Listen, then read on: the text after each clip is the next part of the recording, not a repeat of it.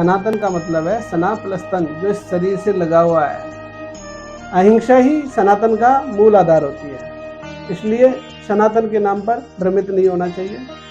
आज सनातन शब्द पर बहुत विवाद हो रहा है। मैं मानवता के कल्याण के लिए जरूरी समझता हूँ कि इस पर जो विवाद है उसको जनसाधारण को समझा देना चाहिए। सनातन कोई पंथ का नाम नहीं है, सनातन पंथ हो भी नहीं सकता है।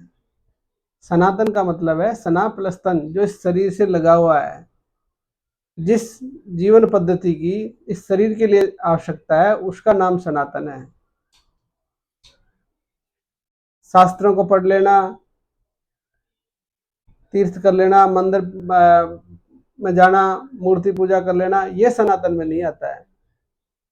सनातन का मतलब है जो शरीर के लिए और मन के लिए जो जरूरी है, जो सहजता से जीवन जीने के लिए जरूरी है। उसमें क्या आता है?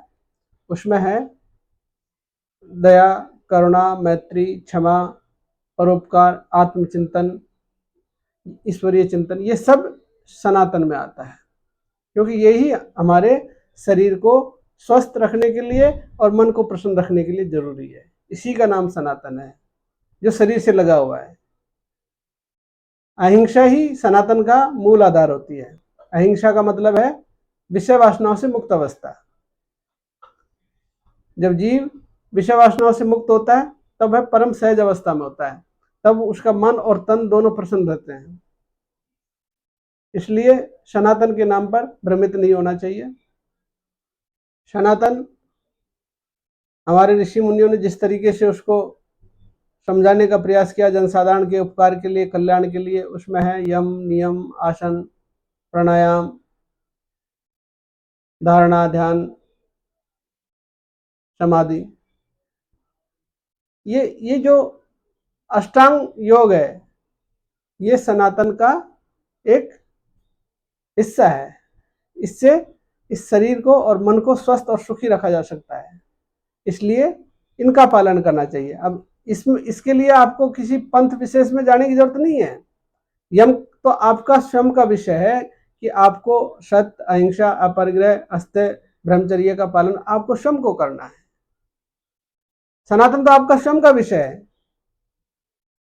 सनातन कोई किसी पे थोपने का विषय नहीं है। नियम, यम नित्य करोति नियम है। जब उस यम को नित्य करोगे वो नियम बन जाएगा। आसन, जब नियम को नित्य करोगे तो उसका अभ्यास हो जाएगा, आसन हो जाएगा, और उससे आपको प्राण का आयाम समझ में आ जाएगा। जब प्राण का आयाम समझ में आ जाएगा, प्राण की गति समझ में आ जाएगी आपको, तो प्रत्याहार हो जाएगा। प्रत्याहार का मतलब मन गमनागमनम प्रत्याहारम। जब मन का आना और जाना, यानी मन की गति जब आपको समझ में आने लग जाएगी कि मन कब विषय वासना में जा रहा है, कब ईश्वरीय चिंतन में जा रहा है, कब वो सुखी रह रहा है, कब वो दुखी हो रहा है, जब ये चीजें आपको समझ में आने लग जाएगी तो आप उसका समाधान कर लोगे। तो फिर आप का ध्यान सज जाएगा, धारणा बन जाएगी, और जब धारणा बन जाएगी, वो धारणा ही धर्म है, वही सनातन है, जिस शरीर को और मन को स्वस्थ रखने के लिए जरूरी है। तब समता की अवस्था आ जाएगी, आप समाधि सज जाएगी। समता की अवस्था का नाम ही समाधि है। कोई आंख बंद करके बैठने का नाम समाधि नहीं है। आंख बंद करके तो नित्य सोते हो आप, तो वो क्या समाधि हो गई? वो नहीं। जब आपके अंदर अंतःकरण में समता की भावना आ जाएगी, जब समता की भावना आ जाएगी, ना तो कोई ऊंचा है, ना कोई नीच है, ना कोई हिंदू है, ना कोई मुसलमान है, ना कोई सिख है, ना कोई ईसाई है, तब तो मानव का मानव से प्रेम होगा।